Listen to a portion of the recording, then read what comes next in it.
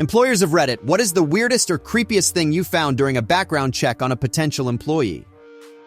Story 1. This happened to me in February. This woman interviewed with me and I made her an offer contingent on her passing a state background check. She suddenly tried telling me I didn't need to run one on her, to which I replied that I absolutely needed to because it was state regulation. She let it go. I ran the background check, which took about 2 full business days before I could get the results and leave my office for the weekend. I came back on the Wednesday afterwards and the background was waiting. There were more red flags than I've ever seen. Here are a few of the things that came back. Criminal harassment, a pending felony DUI with leaving the scene of an accident and endangering the welfare of a child. I obviously called the woman and told her we would not be able to hire her, and she freaked out on the phone, calling me a liar and other nonsense. So I calmly read all of her information back to her and she confirmed it all but couldn't explain the results. I stand by my decision and tell her good luck. She wasn't done though, unfortunately. I left for lunch and came back to my secretary telling me that I had a couple there to see me. A lady showed up with her boyfriend and tried to guilt and intimidate me into changing my mind. I read her the state regulations verbatim and told her it could cost us our provider number. I wish I was making this next part up. With this guy present, she offered me a BJ to overlook all of this and hire her. At this point, I told her to leave my office and not to come back. I told my secretary under no circumstances to let them back into the building and called the executive director and owner to tell them what happened. During the call, I got a post-it note from my secretary telling me that the couple were out in the parking lot looking around at cars, and she called the police. Cops showed up and they came up with some BS excuse like they lost their keys in the lot. I immediately told the police what happened, and they escorted them off the property. Story 2. One just came up, but it was not an employee, but someone who is threatening a friend of mine. I have to keep a lot of details vague, but I think the gist will come across. In my industry, we have guests for our events. Some of them are well-known actors and writers, some are famous industry folks, and then there's a lot of people who are on the tail edge of fame who are known for one thing like a YouTube channel or something. Someone applied to be a guest at her event, let's call him Dave, who has a list of credits that seem dubious. Dave claims to have been a game designer, listing several popular legacy cult games, along the lines of Enemy Territory, Quake, Nintendo 64, James Bond, Pokemon Stadium, that sort of thing. All of them belong to the same big league company, let's call it Paramount. Dave also claims to have been in a few Paramount productions as a voice actor, script editor, and so on. Dave has several awards under his belt from Paramount. Dave has been a guest at several conventions. Dave has created several conventions in the span of his career, so she looked them up. None of the games have him listed in the credits. The span of what he's claimed to work on, when subtracted from his age, would mean he started working for Paramount when he was just 9 years old. His link to his IMDb page does not exist. When you cross-reference him to his acting and writing, only his name comes up in his own credits, like his Facebook page, listings under guest details at a few small conventions, his own website, etc. Same with these Paramount Excellence Awards, which do not exist at Paramount, and we have industry contacts who can verify such things in a single phone call. The only reference to them are the same as his self-posted credit above. Dave's convention's guest listings can only be 50% verified. Big, well-known conventions don't have him listed at all. Small conventions have him listed, but we're talking 100 to 200 people one-day events at a local small college. The rest are his own conventions. His own conventions have locations and addresses that are either hard to verify, veteran halls, elk lodges, hotel function rooms, or downright don't exist as a functional space for events. Restaurants, storage facilities, vacant lots, or non-existent. There are a few people like this in our industry. The sad thing is that he's one of the few who has convinced a fan base to promote him, and if you turn him down, he'll demand to know why. If you tell him, nothing you claim seems verifiable, he'll lose his cool. He'll threaten you, and he'll claim libel and sue you. Story 3. I was a hiring manager for a while at my place of employment. I had a decent candidate who was applying for an overnight position, so his slight lack of social skills wasn't too bad. He had a decent work history and told us he'd been through a recent divorce and had been down on his luck for a while, which explained an 18-month gap in employment. He answered no to the conviction question. His drug test was fine, so I started his background check and told him we'd bring him back in to finish up paperwork once it was returned. 4 days later, the check was still pending. which usually suggests that the candidate has some sort of record and our HR department is investigating. A week and a half passed, and the candidate had called a few times asking what's up. I had no answer. Finally, I got the big do not hire status on his application, as well as an email from HR. The email was basically along the lines of, do not hire the candidate. Do not contact the candidate. If the candidate comes into your location, insist that he leaves immediately. I never saw the guy after that, and I don't know what they found. Story 4. I once interviewed a woman and it went pretty well. I had a cubicle, so we used my boss's office as my boss was out of town. She gave the right answers and had related experience in a somewhat specialized field. She was calm, composed, and generally on point. Mentally, I had placed her in the top 2 contenders. When I got back to my desk from dropping her off at the elevator bank, I found an email from HR with the subject line, "Please call us immediately." The voicemail light was also flashing. What followed were a series of gradually more panicked messages from the HR rep, starting with, "Hello, Alan, this is your HR rep, hoping to catch you before your interview. Call me," and ending with, "Alan, call me right now." Apparently, when the candidate came in, HR made a mistake and sent her on the wrong interview with another manager offering a similar position, but not the one she was looking for. She figured this out, abruptly and somewhat rudely ended the interview and then went back to HR. This manager called up HR and said, "Hey, there's been a mistake, but you should know this person went kind of bonkers." In HR, the candidate screamed at the assistant, called her names like stupid and idiot, and then insisted on going on the interview with me. The assistant was a newbie, and she sent the candidate on the correct interview, then went into her boss's office and broke down in tears. The calls were various HR people trying to locate this person and have her escorted from the building. Story 5. I was hiring for a mid-level technology-related position, and a middle-aged man applied. He had a decently relevant background, so I called him in for an interview. You know how they say to bring printed copies of your resume to an interview? This man had brought several copies printed on resume paper, bound in one of those document folders with the clear front page, along with reference letters and all kinds of other stuff. He was really earnest throughout the interview, trying way too hard. Otherwise, he did relatively okay, but definitely not better than the maybe pile. At the end, he decided to drop the bombshell that he's a convicted child predator. Then he tried to reassure us by telling us that it wasn't like he was out on the streets like a predator, and that the child was a relative. Like that somehow made it better. Then he proceeded to tell us about all the tax benefits that would be available to us for hiring him. It was really strange. Story 6. Years ago, I was interviewing someone who listed being a supervisor at Starbucks on her resume. I asked her to share a story about tough conflict resolution. She shared that she caught an employee stealing. When I asked how she dealt with it, she said it was tough because she couldn't tell anyone, and when the employee continued to steal, she started stealing for him so he wouldn't get caught. There was no sense of wrongdoing on her part, and she seemed kind of proud of her answer, perhaps thinking I would be impressed with how she handled the situation. I walked out of the interview and had a hard time figuring out if she was one of those fancy interview consultants that higher-ups send to see how we react, or if she was just nuts. Story 7. My story doesn't exactly fit the question because I was not the employer in the case, but it's along the same lines. I used to work in a place that also provided volunteer employment for men getting out of prison to give them retail experience and something to put on their resume.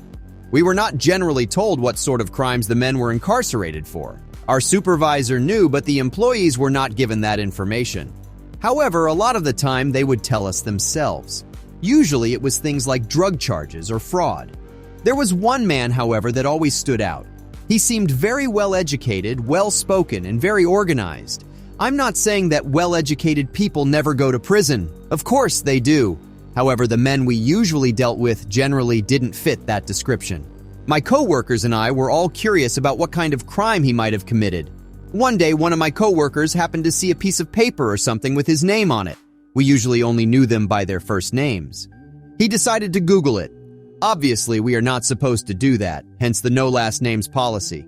But he did anyway, and discovered that this guy had killed one of his foster children. We were all a little shocked. We'd had murderers before, but they had been drug beefs and other such things, not child killers. I had a hard time working with him after that, but luckily he was only with us for a few months. He never did tell us himself what he had done, and of course we couldn't say anything. It was awkward though. Story 8. Not really a background check, but this made me wonder if one was done. I worked in a sandwich shop in London for a while. Two of the girls there were always up to some crap and stole more ingredients and food than most people. I'm pretty sure both were treating the place as a free supermarket. But whatever. I can't deny I sneaked a few free dinners myself. Hey, I was a student. One day I went to the bathroom to find them walking out with 2 long bread rolls and big grins on their faces. I saw the same bread rolls later under the counter. A certain man came in and ordered 2 large bread rolls with fillings. One took them from under the counter and began to prep them. I asked the other what was up as she was watching and trying not to laugh. She told me the guy was a creep and they didn't like him, so they ran the bread rolls around the toilet bowl and other things. Apparently, he would always order the same thing. I immediately walked over to the prep area, faked a trip, and sent both preps to the floor, and they had to be remade with new bread. I later told the manager and both were fired on the spot. I left a few shifts later as the other workers there didn't seem too pleased with my actions. I don't care how creepy the guy was. He was a little slimy, but I thought he was more just socially awkward. Nobody deserves that kind of crap. I also took the time to report the outlet to the head office. I had been in there recently after I left, and it did seem like an entirely new staff was working there. Story 9. A friend of mine was asked to review candidate resumes for a technical position, and one of the resumes was copied verbatim from my friend's own resume, down to the last detail. The guy applying had found the resume somewhere, changed the name and contact details, and didn't even change the formatting. My friend had a good laugh about it, busted the guy for submitting a false resume, and forgot about it. 3 weeks later, the guy who had copied the resume had the audacity to threaten to sue for racial discrimination. He shouted, "Since I was clearly the most qualified candidate, the only reason they had for not hiring me was that I'm Indian."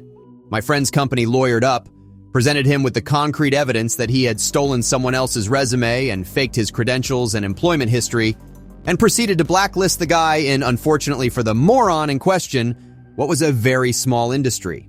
Ironically, the guy did have the skills and credentials to cut it in the job he applied for, but he apparently faked a better resume so he could argue for a higher starting salary. He burned his bridges and rendered himself unemployable in a field that he had worked hard to get a foot in the door. Stupidity on almost every level.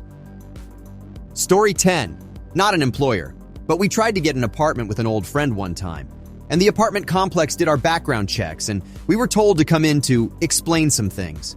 Now, our friend has had a rough past, but he truly changed into a better man. An actual productive member in society, if you will.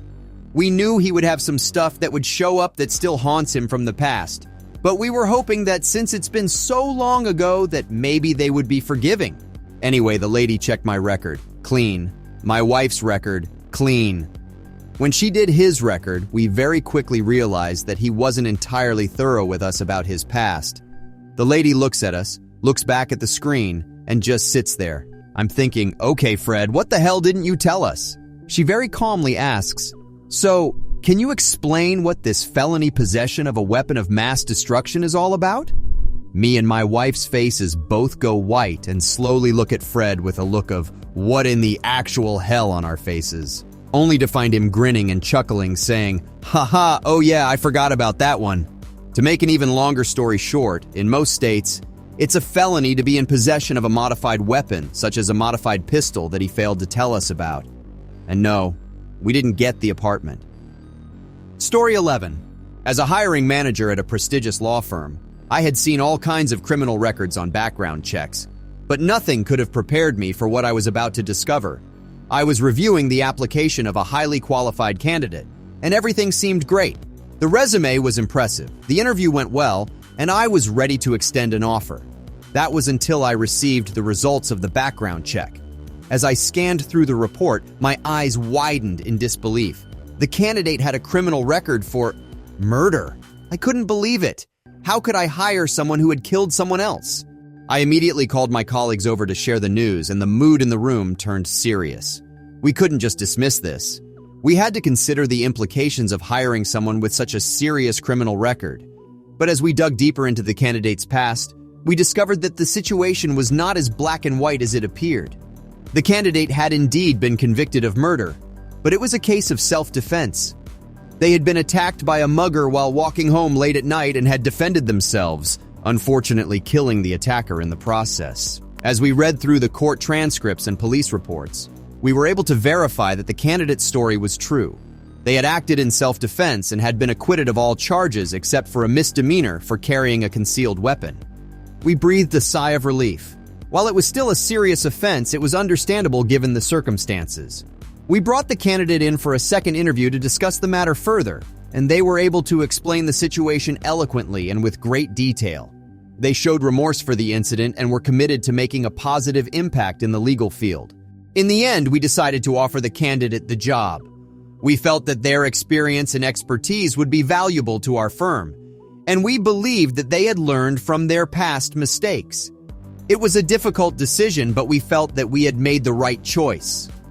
The candidate went on to become a successful lawyer at our firm, earning the respect and admiration of their colleagues. And while we always remembered their past, we also recognized their ability to overcome it and make a positive impact in their field. Story 12. I worked at a Trendy marketing agency, so I was always on the lookout for talented and creative individuals to join our team. One day, I received an application from a potential candidate who seemed perfect on paper. Their resume was impressive, their experience was impeccable, and their interview went swimmingly. But before making any final decisions, I decided to do a little bit of social media research, just to be safe. I clicked on the candidate's Instagram profile, expecting to see a feed full of marketing campaigns and creative content. But what I saw instead left me horrified. The first photo was innocuous enough, a picture of the candidate with their dog. But as I scrolled down, things started to take a dark turn. There were images of the candidate posing with a dead fish, photos of them vandalizing public property, and even a picture of them flipping off the camera with a bottle of whiskey in hand. I was appalled. How could someone who presented themselves so professionally have such a reckless and disturbing online presence? I couldn't risk having someone like that represent our company. Without hesitation, I threw the candidate's resume in the trash. But just as I was about to move on, something caught my eye. A photo of the candidate dressed in a clown costume holding a balloon animal. I couldn't help but laugh. It was such a random and unexpected image amidst all the chaos. Maybe this candidate had a quirky sense of humor after all. Feeling conflicted, I decided to give them the benefit of the doubt and dug a little deeper. It turned out that the fish they were posing with had been caught on a fishing trip with their grandfather. The graffiti was actually part of a community mural project, and the whiskey photo was taken on their 21st birthday. As for the clown costume, it was from a charity event they had participated in, bringing joy to sick children in the hospital. I realized that social media can be a deceptive and misleading tool, and that judging a candidate based solely on their online presence wasn't fair. I decided to give the candidate a second chance and brought them in for another interview. In the end, they proved to be a valuable asset to our team, bringing a unique perspective and creative energy to our projects. And while their social media presence still made me cringe from time to time, I learned to appreciate their quirkiness and professionalism in equal measure. Thanks for watching till the end, and don't forget to subscribe and like for more of these ridiculous stories. Love you all, and stay safe out there in that crazy world. Much love. Peace.